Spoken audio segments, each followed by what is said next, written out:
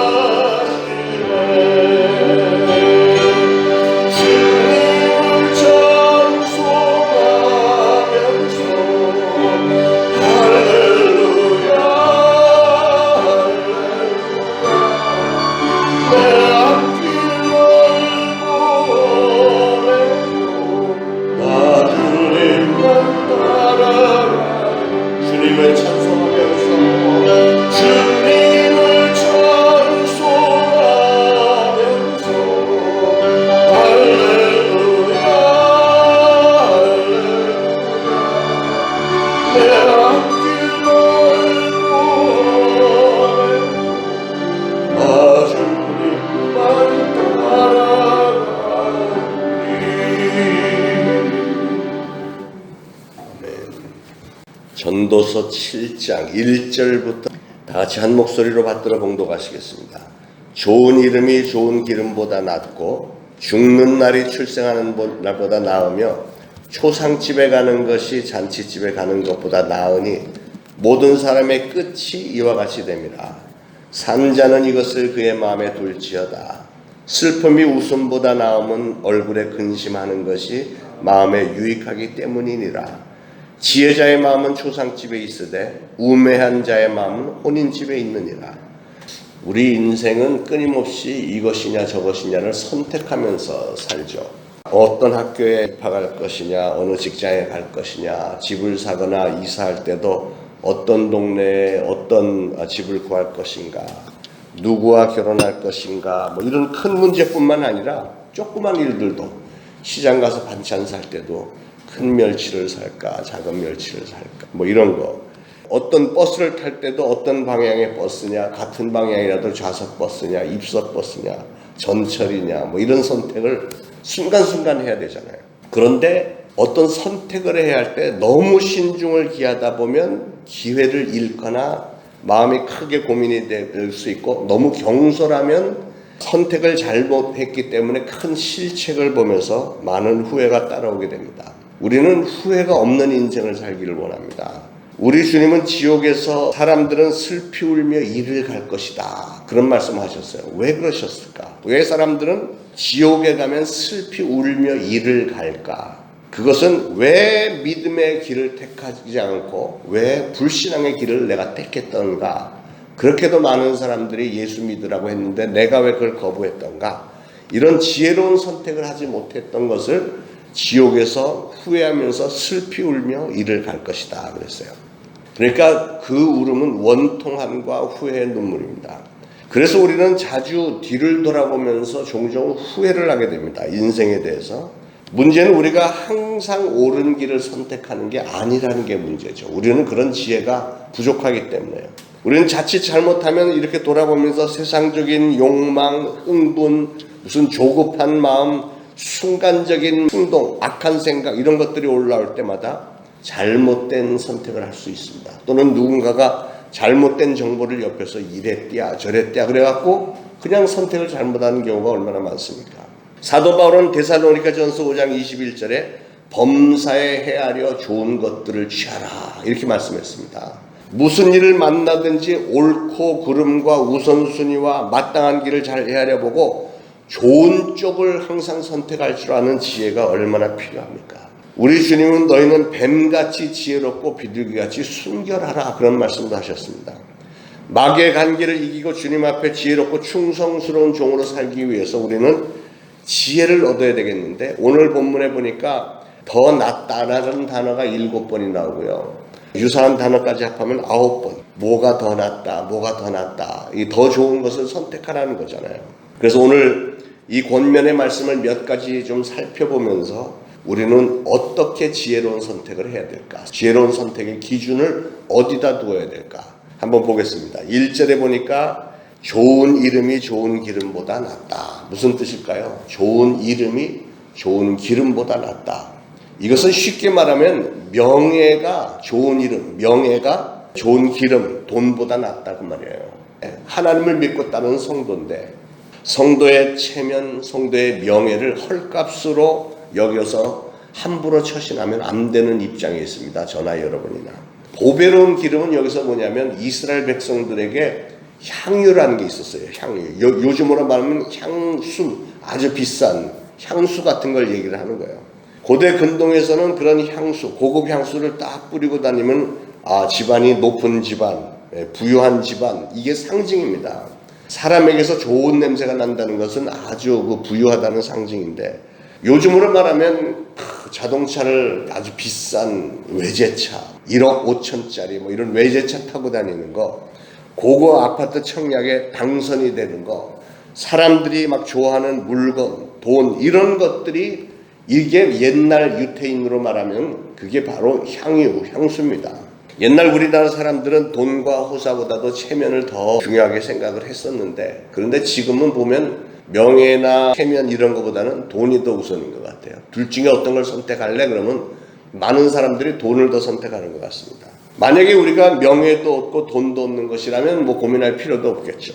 그런데 반드시 둘 중에 하나만 선택을 해야 될 때 여러분은 돈을 선택하시겠어요? 명예를 선택하시겠어요? 성경은 분명히 명예를 선택하라고 얘기를 합니다. 돈 때문에 성도라는 이름에 먹칠을 하고 주님의 이름에 욕을 돌리는 일이 얼마나 많은지 모릅니다. 우리는 그리스도인이라는 명예, 하나님의 자녀라고 하는 복된 이름 중요하게 생각을 합니다. 그 이름에 부끄럽지 않은 삶을 살아야 되지 않겠어요? 사람들 앞에서 뿐만이 아니라 우리 하나님 앞에서 인정을 받는, 그리고 칭찬받는 성도님들이 되시기를 축원합니다. 두 번째로 일의 끝을 시작보다 낮게 여기라. 1절 끝에 보니까 죽는 날이 출생하는 날보다 나으며 이랬어요. 8절에도 일의 끝이 시작보다 낮고, 사람들이, 우리나라 사람들 특별히 시작을 굉장히 중요시하죠. 시작이 반이다 뭐 이런 얘기도 있잖아요. 그리고 우리 가정에 아이들이 나면은 그 태어난 날을 중요하게 여기서 1년에 한 번씩 생일 잔치를 해주고, 100일이 되면 100일 잔치를 해주고, 첫 번째 생일은 돌잔치를 아주 뻑적지근하게 합니다. 개업을 하면은 그 개업 잔치를 하고, 결혼을 하면 또 잔치를 하고 이럽니다. 그게 왜 그러냐면 출발을 굉장히 중요시하기 때문에 그래요. 그런데 성경은 말하기를 시작보다도 더 중요한 것은 끝이다. 끝이 중요한 거다. 가룟 유다나 베드로나 똑같이 예수님의 제자로 출발을 했습니다. 시작은 다 똑같았습니다. 오히려 가룟 유다가 더 인정을 받았을지도 몰라요. 그랬기 때문에 그가 예수님의 신임을 받아서 재정까지 다 맡았지 않습니까? 그러나 한 사람은 배신자가 되었고, 그래서 자살로 인생을 끝냈고, 베드로는 순교자로 최후를 마쳤고 초대교회의 아주 위대한 교부가 되었습니다. 여러분, 끝까지 잘하는 사람이 중요한 거예요. 끝이 제일 중요합니다. 특히 우리 하나님 앞에 갈 때 그 끝이, 여러분의 끝의 신앙이 어떤지가 굉장히 중요합니다. 저는 여러분 모두가 다 끝이 훌륭한 성도님들 되시기를 축원합니다. 결혼식장에 가보면 결혼이 하나만 있는 게 아니고 방마다 여러 군데 결혼식을 하잖아요. 결혼식 보면 뭐 뻑적지근하게들 합니다. 같은 예식장에서 결혼하는 부부들이 많아요. 똑같은 날 같이 출발을 했지만 어떤 가정은 결혼한 지 몇 년 후에 이런저런 여러 가지 문제로 인해서 깨져버리는 가정도 있는가 하면, 어떤 가정은 어려운 상황 다 있었지만 또 사랑으로 화합하면서 온갖 어려움을 다 이겨내고 수십 년을 부부가 함께 잘 살다가는 부부도 있습니다. 시작은 비슷했는데 끝이 다른 거죠. 그래서 성경은 분명히 끝을 중요시하고, 또 운동 시합도 끝이 중요하잖아요. 야구 특히 1회전, 2회전, 3회전까지 보고 그걸 판단할 수 있나요? 끝까지 가서 결론을 봐야 되죠. 공부도 처음에 잘하는 거 그렇게 크게 중요한 게 아니에요. 끝이 중요한 거지. 제일 마지막에 어느 대학을 들어갔느냐, 제일 마지막에 졸업해서 어느 회사를 들어갔느냐, 이 끝에가 중요한 거죠. 사업을 해도 끝이 중요하기 때문에 처음에 어려운 과정 다 겪지만 인내로 비전을 가지고 확신을 가지고 해서 끝에 영광을 보게 되기를 축원합니다. 자, 세 번째로 2절에 보니까 초상집에 가는 것이 잔치집에 가는 것보다 낫다 그랬어요. 우리는 본능적으로 잔치집에 오라 그러면 기쁜 마음으로 가죠. 그런데 성경은 분명히 초상집에 가는 것이 잔치집에 가는 것보다 낫다고 말씀합니다. 비교를 해보면 우리는 잔치집에 가면 막 떠들썩하고 막 신나고 헤헤거리고 막 이렇게 들뜹니다. 그런데 초상집은 분위기가 죽음 앞에서는 다 숙연하게 되고 사람들이 다 철학자가 되는 거예요. 죽음이라는 것이 무엇일까? 다시 한번 생각하게 되고 인생 무상을 뼈저리게 깨닫게 되고 인생에 대해서 다시 한번 생각해 볼 수 있는 기회가 되잖아요.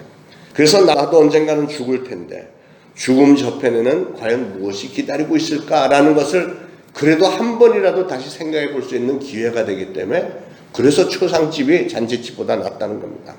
초상집에 가서 이런 교훈을 얻을 수만 있다면, 그래서 내 죽음에 대해서 생각을 하고 그 죽음을 조금씩 준비를 할 수 있다면, 내 사랑하는 이웃들과 친척들과 같이 지냈던 이들의 죽음을 통해서 내 죽음을 대비하고 그래서 만반의 준비를 갖출 수 있다면 얼마나 좋은 일이겠느냐. 그래서 초상집이 중요하다는 거죠. 잔치집에서 한바탕 뭐 그냥 뻑적지근하게 먹고 나와봐야 남는 거는 배탈 아니면 몸무게 2kg 더 늘어나는 것밖에 없습니다. 그러나 초상집에 다녀와서 우리가 깨닫는 엄숙한 인생의 자각이 있는데, 그건 뭐냐면 사람이 한 번 죽는 것은 정한 이치고 그 후에는 심판이 있으리라 했던 성경 말씀입니다.